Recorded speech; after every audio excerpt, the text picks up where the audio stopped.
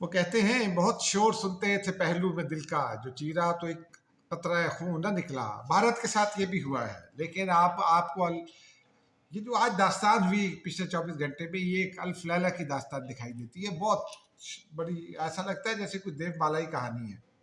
یہ کہانی آپ کو سنائیں گے، ضرور سنائیں گے، کیونکہ اس کے بہت سارے پہلو ایسے ہیں جو آپ، ایک تو یہ جو پاکستان کی پوری اسٹریٹجی تھی، یہ وار اسٹریٹجی میں جو ڈیفینس اینڈ اسٹریٹجک اسٹڈیز پڑھتے ہیں ان کو دنیا بھر کی یونیورسٹیز میں پڑھانے والی بات ہے۔ ایسے ہی جیسے ابھی اس روز واشنگٹن پوسٹ نے بھی کہا اور CNN نے بھی کہا کہ جو پاکستان کا ریسپانس تھا جس میں رفائل گرائے گئے تھے 6 اور 7 مئی کی درمیانی شب، وہ اسی طرح کا ریسپانس تھا، بلکہ اس سے بھی زیادہ کمپیکٹ ریسپانس تھا، تو اس لیے یہ پڑھانا بہت ضروری ہے۔ آداب، میں اعجاز احمد ہوں، آپ مجھے جانتے ہیں، اور دعا کرتا ہوں کہ آپ تمام حضرات اور خواتین مکمل خیر خیریت سے رہیں، خوش و خرم رہیں۔ خوشی آج کل بہت کم نصیب ہوتی ہے، آج خوشی نصیب ہوئی ہے پاکستانی قوم کو۔ وہ پچھلے کچھ عرصے سے ایسا لگ رہا تھا کہ جناب ہم صرف تنقید کے ہی جو ہے وہ کرنے والے بن گئے ہیں، بس اب ہمیں تنقید کے علاوہ کچھ نہیں آتا۔ لیکن پچھلے کئی گھنٹوں میں میں نے جو دیکھا ہے سوشل میڈیا پر، اس سے دل خوش ہو گیا کہ ہم اس سے باہر نکلیں۔ ہمیں ایک مومنٹ آف پرائڈ ملنا چاہیے، ہم وہ مومنٹ آف پرائڈ جو ہے انجوائے کرتے ہیں اور پھر اس کا پورا کریڈٹ بھی دیتے ہیں۔ اب گزشتہ روز کی آپ کو کہانی سناتے ہیں ناظرین۔ کہانی تو شاید 6 اور 7 مئی کی درمیانی شب شروع ہوئی، جب پاکستان پر انڈیا نے اٹیک کیا اور انٹرنیشنل بارڈرز کی وائلیشن کرتے ہوئے انہوں نے میزائل فائر کیے۔ ایک تو مریدکے میں میزائل فائر کیے گئے، وہاں سے نارووال کی جو ہے سرحد، انٹرنیشنل باؤنڈری، ظفربال، نارووال، شکر گڑھ، یہ کوئی 100 کلومیٹر بنتی ہے۔ پھر بہاولپور میں جو باول نگر سے اندر آتا ہے، وہاں بھی کوئی 140 کلومیٹر کی رینج ہے۔ وہاں مسجد کو نشانہ بنایا گیا۔ مظفر آباد اور آزاد کشمیر، کوٹلی آزاد کشمیر میں وہاں کو 30-35 کلومیٹر بنتی ہوگی، وہاں جو ہے اٹیک کیا گیا، مساجد کو نشانہ بنایا گیا۔ اس کے نتیجے میں کوٹلی میں بھی بچے شہید ہوئے، اور ان میں ایک لیفٹیننٹ کرنل کا بچہ بھی تھا، ظہیر عباس صاحب کا بچہ تھا، ارتضیٰ عباس، بہت ہی کیوٹ بچہ تھا، میرا بہت دل دکھتا ہے جب بھی اس کی تصویر دیکھتا ہوں۔ پھر مظفر آباد میں بچی بھی تھی، شہید ہوئی، 11 سال کی بچی تھی۔ بہاولپور میں بھی 12 سال کی بچی، 11 سال کی بچی، پھر 8-9 سال کا بچہ، 60 سال کی خاتون، اس طرح کل ملا کر 31 لوگ اس روز شہید ہوئے۔ پھر لائن آف کنٹرول پر بھی شہادتیں ہوئیں، جن کی تعداد 35 ہے، جن کو ملا کر تعداد 37 بن جاتی ہے یا 36 بن جاتی ہے۔ 5 شہادتیں جو ہیں وہ ابھی تک ریکارڈ پر ہیں، یہ گزشتہ روز ہوئی۔ لیکن پاکستان جو ہے وہ دنیا پر ایک میڈیٹ کرنے کی کوشش کر رہی تھی، اور پاکستان اس لیے صبر کا مظاہرہ کر رہا تھا کہ 2-3 مسائل ایسے تھے جس میں پاکستان کو جلد بازی نہیں کرنی تھی، اور یہ حکمت عملی بھی تھی۔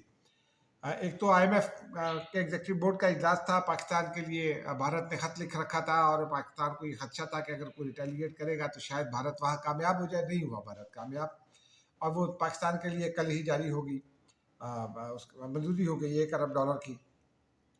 اس کے ساتھ ساتھ پاکستان یہ بھی چاہتا تھا کہ بھارت کو یہ یقین ہو جائے کہ پاکستان ڈر گیا ہے اللہ سے اصل میں، اور بس گیدڑ بھبکیاں دے رہا ہے۔ اور بھارتی چینلز کو اگر آپ نے دیکھا ہوگا، سنا ہوگا، مانیٹر کیا ہوگا، تو ایگزیکٹلی یہی جو ہے نا نوشن وہاں موجود تھا، یہی اپروچ تھی ان کی کہ پاکستان تو ڈر گیا، بس پاکستان وہ جو کہتے ہیں نا جو ڈر گیا وہ مر گیا، تو بھارت یہی کر رہا تھا۔ اور پھر وہ انہوں نے ایسے ایسے دعوے بلند و بانگ شروع کر دیے کہ بعد میں ان کا مذاق اڑنے لگا۔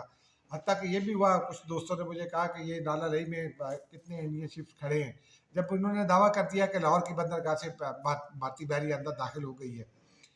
تو یہ اس صورتحال میں بھارت نے کل پھر اچانک رات میں شام میں پاکستان نے انٹرنیشنل میڈیا کو بریفنگ دی، اس میں تمام حقائق ان کے سامنے رکھے، اور ان کو بتایا کہ ہم ابھی بھی تیار ہیں انویسٹیگیشن کے لیے، ہم چاہتے ہیں کہ انٹرنیشنل کمیشن انویسٹیگیشن کر لے، انڈیپینڈنٹ انٹرنیشنل کنونشن، اور جعفر ایکسپریس کی بھی کر لے۔ پھر وہ جو آڈیوز ہیں دہشت گردوں کی میجر سندیپ ورما کے ساتھ اور اس کے ساتھیوں کے ساتھ، وہ بھی سنائی گئی، اور ان کی فورینزک بھی ہوئی ہے، اور بھی بہت سارے ثبوت رکھے گئے۔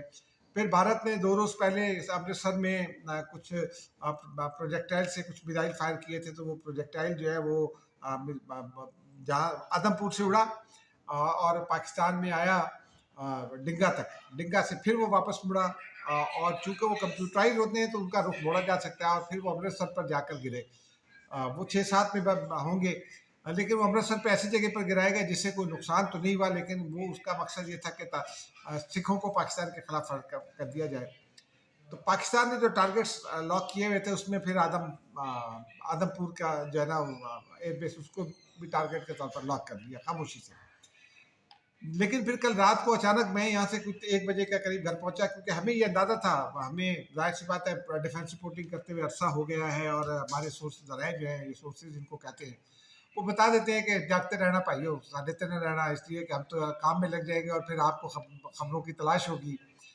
تو ہم یہاں جاگتے رہے. میرے کالیگ بھی ہیں, بیورو چیف بھی ہیں میاں شاہد, بڑی انہوں نے بیچارے نے محنت کی کل, اور میرے دوسرے کالیگ ہے کاشف اسائنمنٹ ایڈیٹر, اور ایک ادریس شاوان, انہوں نے بھی بہت محنت کی بیچاروں نے, کئی روز سے جاگ رہے ہیں. یہ بھی رات کو جاگ کر میری مدد کرتے ہیں کیونکہ ہمیں تو جاگنا ہی پڑتا ہے. میاں شاہد بھی جاگتے ہیں, بلکہ وہ تو دفتر میں ہی قیام کرے تھے, ایک روم میں آرام بھی کر لیتے تھے, لیکن زیادہ تر وہ بیچارے اس کام میں لگے رہتے تھے کہ خدا نہ خواستہ اگر کچھ ہو جائے تو ہم جو ہے وہ بر وقت آپ تک اطلاعات پہنچا سکے.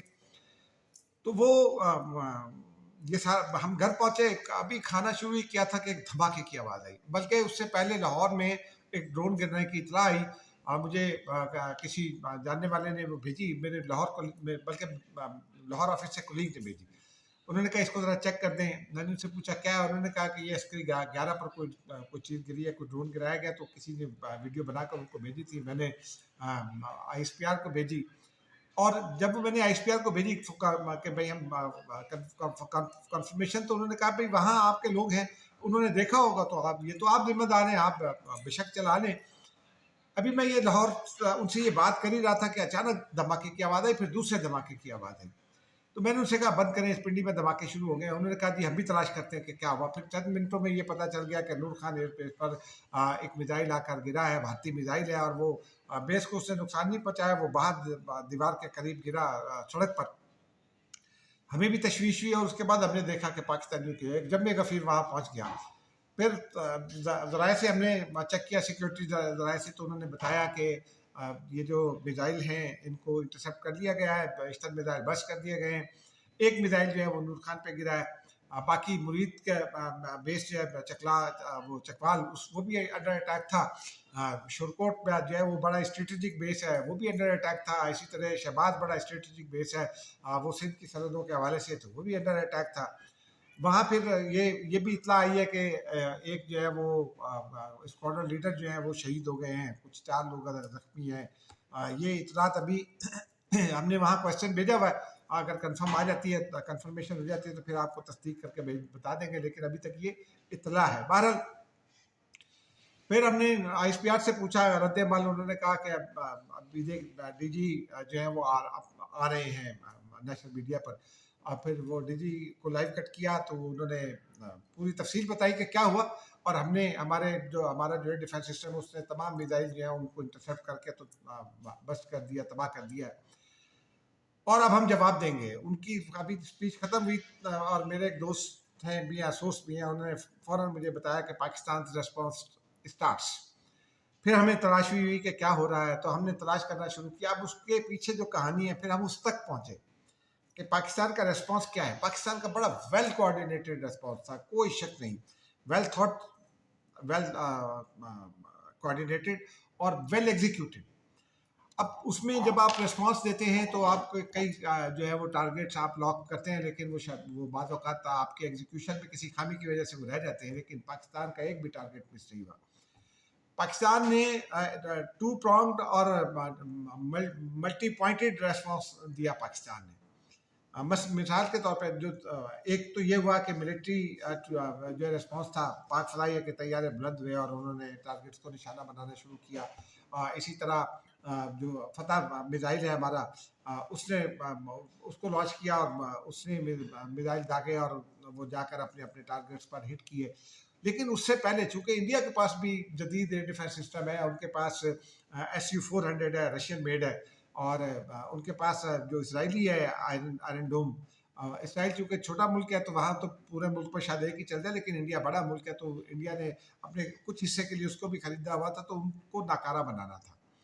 ये बड़ी कहानी है कि उनको नाकारा कैसे बनाया गया। उससे पहले चूंकि पाकिस्तान ने, आपको याद होगा कि 2 रोज़ पहले नेशनल सिक्योरिटी कमेटी का इजलास हुआ था, उसके बाद पाकिस्तान ने प्लान कर लिया था। गुज़िश्ता रोज़ सुबह में एक खबर आई थी, जो एक सालार ग्रुप पाकिस्तान में तश्कील पाया जिसने ये ऐलान कर दिया कि वो भारत के साथ साइबर सिक्योरिटी के डोमेन में जंग करेगा। वो ग्रुप एक्टिव हुआ, वो पाक फजाइया के जवान एक्टिव हुए और उन्होंने पाक फजाइया के IT माहिरीन एक्टिव हुए और उन्होंने भारत के साथ जो किया है वो जदीद जंग का एक वहीरुल कारनामा है। वो नाकाबिल यकीन कारनामा है। भारत का जो मिलिट्री सैटेलाइट था उसको जैम कर दिया गया। फिर भारतीय एयरफोर्स का जो साइबर सिस्टम था उसको जैम कर दिया गया। कम्युनिकेशन सिस्टम को जैम कर दिया गया। हमने कम्युनिकेशन सिस्टम, और याद है आपको, हमने बताया था कि रफाइल का भी जैम कर दिया था, तो ये भी जैम कर दिया गया। फिर भारत की एक नॉर्दर्न एयर कमांड है जो JNK कमांड कहलाती है, जम्मू एंड कश्मीर कमांड, उसका भी कम्युनिकेशन सिस्टम और सैटेलाइट सिस्टम जो भी है उसको भी जैम कर दिया गया। उसके नतीजे में ये हुआ कि भारत में अब रेडार जो है उनकी सलाहियत वो नहीं रही। अच्छा, फिर पाकिस्तान के पास पाकिस्तान के जहाज जो हैं वो अपनी एयर स्पेस में थे, नज़र भी आ रहे होंगे तो ठीक है, लेकिन उनका जो मिसाइल थे PL-15E चाइनीज मेड है। ये मिसाइल जो है ये स्टेल्थ क्वालिटी के भी हैं और ये चक्कर दे जाते हैं, चक्करबाज मिसाइल है, बहुत चक्करबाज है। लेकिन जो हमारा फतह मिसाइल है वो भी बड़ा चक्करबाज है। वो उसकी ये क्वालिटी है कि वो एक तो स्टेल्थ की क्वालिटी उसमें है, लेकिन वो डॉज भी करता है। वो बहुत लो एल्टीट्यूड पर प्रवास करता है कि रेडार में ना आए, और बहुत हाई एल्टीट्यूड पर भी प्रवास करता है अगर उसका फासला तवील हो। 450 किलोमीटर है, नॉटिकल माइल्स होते हैं, तो फिर ज़मीन के किलोमीटर से उनका फ़र्क होता है। तो वो पाकिस्तान ने लॉन्च किया और वो कामयाबी के साथ अपने टारगेट्स पर पहुंचे। और पाकिस्तान के जो जहाज़ गए थे, JF-17 थंडर पाकिस्तान का प्राइड है, J-10C वो भी पाकिस्तान का प्राइड है, लेकिन JF-17 थंडर इंडिया के अंदर तक घुसे, उन्होंने टारगेट्स को निशाना बनाया और वापस आ गए। उसमें लाइन ऑफ कंट्रोल पर भी पाकिस्तान ने बहुत मारा, ब्रिगेड हेडक्वार्टर तबाह किया, मुख्तलिफ चौकियाँ तबाह की, और उसके अलावा उसके बाद जो इतरात आना शुरू हुई वो बड़ी ज़बरदस्त थी।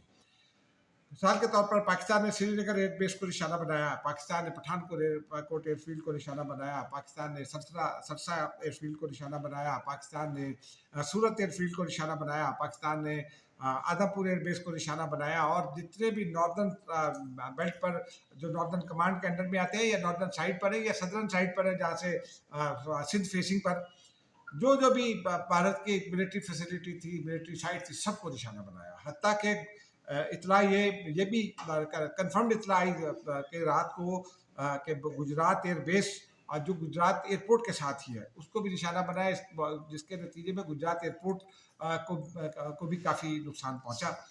तो ये बड़ा था। लेकिन जो सबसे अहम इम्पॉर्टेंट काम था पाकिस्तान का, एक तो ये था गैर मामूली काम जो नाकाबिल यकीन था कि हमने उनके तमाम सिस्टम्स जैम कर दिया और वो कुछ नहीं देख सके, और उसके नतीजे में उन सबको फिर छुपना पड़ा, पूरी भारतीय हुकूमत छुप गई। फिर हमने ये भी किया कि भारत का जो बिजली का निज़ाम है, उनका नेशनल ग्रिड सिस्टम, उसको हैक कर लिया। उसके साथ बीजेपी की ऑफिशियल वेबसाइट को हैक कर लिया। उसके बाद बीजेपी जो भारत के इंतहाई हसास सरकारी अदारे हैं, जासूसी के अदारे, उनको हैक कर लिया। और फिर उसके बाद हमने जो महाराष्ट्र पावर कंपनी है उसके उसकी वेबसाइट को भी हैक कर लिया और उसका डेटा हमने उड़ा लिया डेटा तमाम लोगों का हमने अपने कब्जे में ले लिया। इंडियन एयरफोर्स की जो वेबसाइट थी उसको भी हमने हैक किया, उसका भी डेटा उठा लिया। नॉर्दर्न कमांड JNK की जो भी हमने डेटा अपने पास रख लिया, वहाँ से उड़ा दिया। अब भारत चाहे भी तो वो डेटा रिकवर नहीं कर सकता। ये जो सबसे इम्पोर्टेंट बात है, जो ये लॉन्ग टर्म नुकसान है भारत को, स्ट्रेटेजिक नुकसान है, वो ये हुआ। उसके साथ साथ फिर हमने जो है वो ब्रह्मोस के 2 ज़खायर हैं यहाँ, एक नगरोटा में है और एक जो है वो ज़रा सा नीचे ब्यास में है, जो भावलपुर साइड पर है। ब्यास राजस्थान के उस तरफ लगता है, जैसलमेर लगता है। वहाँ हमने उसको उस ज़ख़ीरे को तबाह किया। फिर उससे आगे एक नगरोटा है, उसका ब्रह्मोस का ज़ख़ीरा, उसको भी हमने बिल्कुल न्यूट्रलाइज कर दिया, तबाह बर्बाद कर दिया। यानी अब वो वहाँ मिसाइल जो वहाँ रखे गए थे, हिफाजत से रखे गए थे पाकिस्तान के लिए, सब फारिग कर दिए। लेकिन उसके साथ साथ हमने उनके 2 मिलिट्री इंटेलिजेंस के जो हेडक्वार्टर से मुख्तलिफ, उनको भी तबाह कर दिया।